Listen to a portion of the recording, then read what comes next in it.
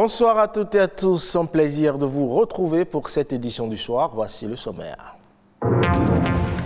Lors des visites dans les musées et autres sites touristiques, la présence des guides de tourisme est souhaitable. Leur rôle est à la fois de donner des informations historiques et d'être des agents économiques majeurs.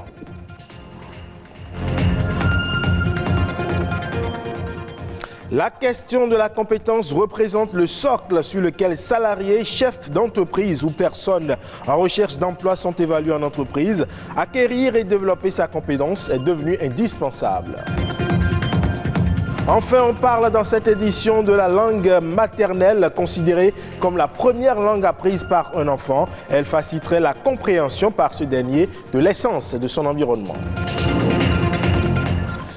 Bienvenue à vous si vous nous rejoignez. Démarrons donc par cette édition en mettant la lumière sur ces personnes qui se révèlent être des ambassadeurs culturels. Ce sont les guides de tourisme. Depuis quelques années maintenant, ce métier souffre de l'énorme diminution des activités touristiques dans le monde à cause de la pandémie de Covid-19.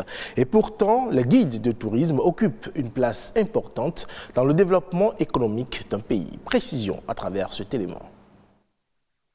Ils sont sollicités en général par les touristes ou les vacanciers lors de leur premier voyage dans une région. Eux, ce sont les guides de tourisme, réputés pour aider le visiteur à comprendre, apprécier et jouir de ce qu'il voit. Le guide de tourisme, c'est une personne physique qui élabore des circuits touristiques et qui amène ces touristes-là sur les différentes potentialités touristiques afin de leur dire les histoires que regorgent ces sites. C'est l'interlocuteur principal du touriste. Et puis, disons, c'est celui qui maîtrise pratiquement tout ce qui est culture, héritage, religion, histoire d'un pays. Le guide de tourisme est donc suffisamment cultivé pour pouvoir répondre aux questions des visiteurs. Il a une parfaite maîtrise de l'histoire, des anecdotes, de la tradition et de la culture du lieu visité. Il y a plusieurs types de guides, les guides de tourisme, les guides accompagnateurs, les guides locaux, les guides sur site, les guides conférenciers. En ce qui concerne les sites, il y a des guides sur site. Ce sont ceux-là qui connaissent l'histoire de cette localité, de ce site spécialement. Quand je prends l'exemple du temple de Python à Ouidah, vous verrez que ce sont des autochtones, des adeptes de ce Python qui exposent ou qui racontent l'histoire du temple de Python. Si le secteur du tourisme apporte de la richesse à la communauté de par ses diverses activités touristiques, le guide de tourisme est celui-là qui favorise l'économie locale en tant qu'agent économique de premier rang. Le guide est une personne très importante parce que c'est lui qui favorise l'économie locale, c'est lui qui est un agent direct entre le touriste et la localité ou la région ou la ville. Quand vous allez dans une région, vous impactez la région parce qu'il y a des restaurants, il y a des artisans. Tout ce monde, quand les touristes les voient, ils veulent dépenser. Et donc, il impacte économiquement les régions. En plus, vous savez, il y a des touristes qui ont envie peut-être de contribuer à la construction d'une école ou de fournir quelques matériels à un centre de santé. Donc tout cela permet à travers la facilitation du guide touriste et communauté locale à faire avancer ce genre de projet. Avec la pandémie du coronavirus, le guide de tourisme est un métier qui souffre de l'énorme diminution du tourisme dans le monde. Mais tant qu'on pourra voyager et qu'on voudra découvrir, il y aura toujours de la place pour un guide de tourisme. Direction à présent le marché du travail qui évolue rapidement et sur lequel les entreprises doivent développer les compétences de leurs collaborateurs pour suivre cette évolution et donc rester compétitives. Mais la question qui se pose est de savoir comment acquérir et développer cette compétence. Réponse ici avec Habib Dakbougan, il est un professionnel en ressources humaines. La compétence, c'est l'ensemble des savoirs, savoir-faire et savoir-être mobilisables en situation de travail. Le savoir, c'est ce que j'ai appris. Comment je conceptualise mon activité, c'est ça le savoir.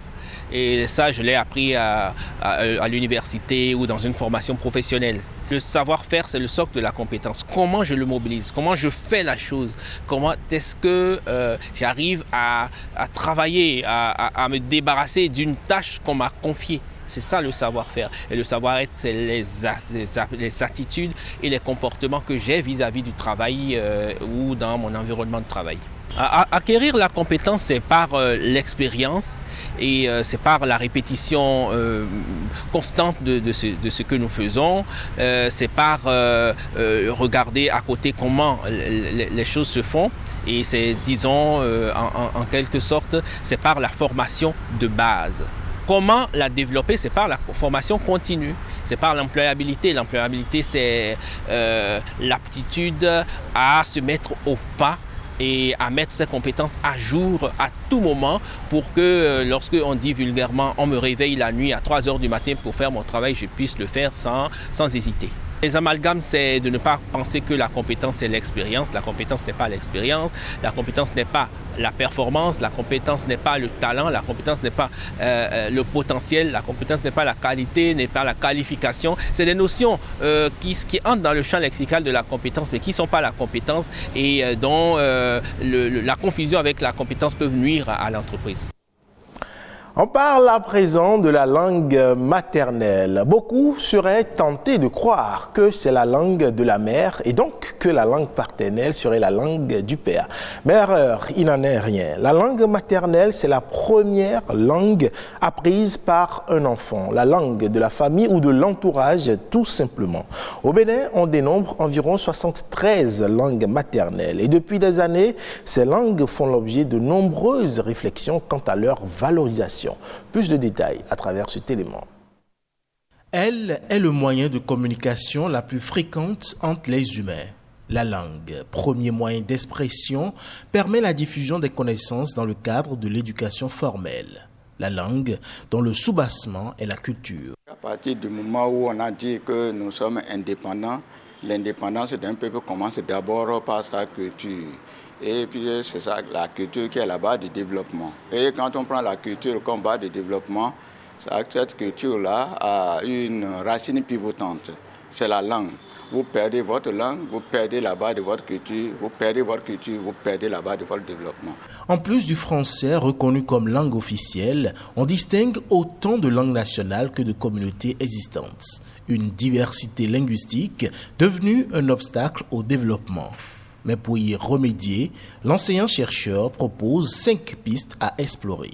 C'est de pouvoir établir le répertoire exhaustif de toutes les communautés sur le plan national. Le deuxième objectif, c'est de pouvoir établir la carte linguistique du Bénin. Et le troisième objectif, c'est l'historique de chaque communauté.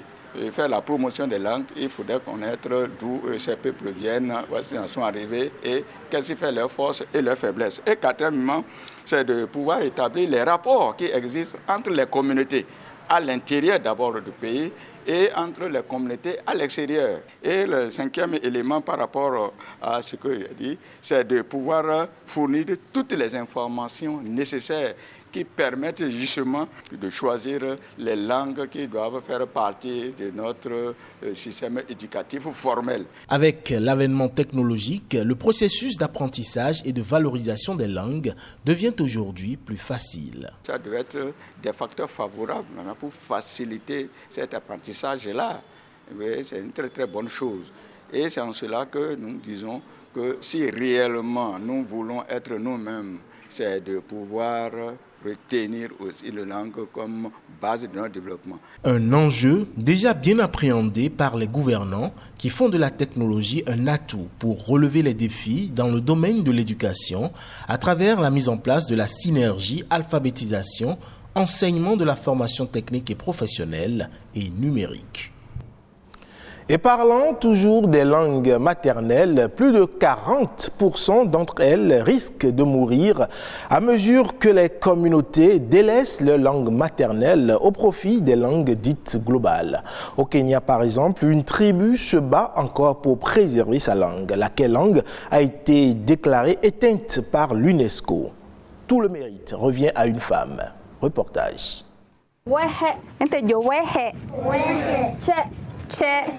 Ces enfants apprennent le Yakounté, une langue éteinte depuis 2010 selon l'UNESCO.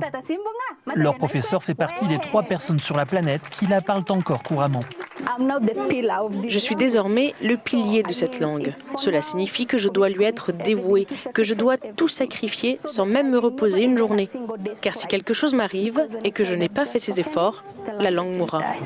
Ses ancêtres parlaient le Yakounté jusque dans les années 1940. Mais la tribu Maasai est venue vivre sur leur terre. À force de mariage, la langue et la culture des Yakou a petit à petit disparu. Aujourd'hui, Juliana et les siens tentent de les faire revivre. Selon l'UNESCO, une langue africaine sur 10 risque de disparaître durant la prochaine décennie. Juliana s'est intéressée au Yakounté quand elle était enfant. C'est son grand-père qui lui a appris. Il est la dernière personne dont c'est la langue maternelle.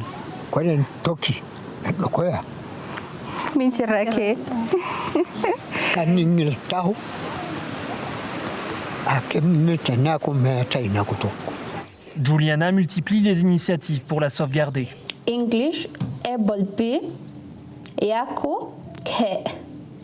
Cette ONG l'aide à enregistrer un dictionnaire audio qui sera ensuite transformé en application d'apprentissage. Grâce à la technologie, nous pouvons désormais lier du son, de l'image et du texte. C'est un vrai avantage. L'application devrait être prête en décembre 2022. Juliana espère que grâce à elle et aux cours pour enfants, de prochaines générations de Kenyans parleront de nouveau le Yakounté. Et ce sera tout pour cette édition que vous pouvez retrouver sur le site de l'ORTB, le www.ortb.bj. Portez-vous bien et bonne fin de journée du samedi.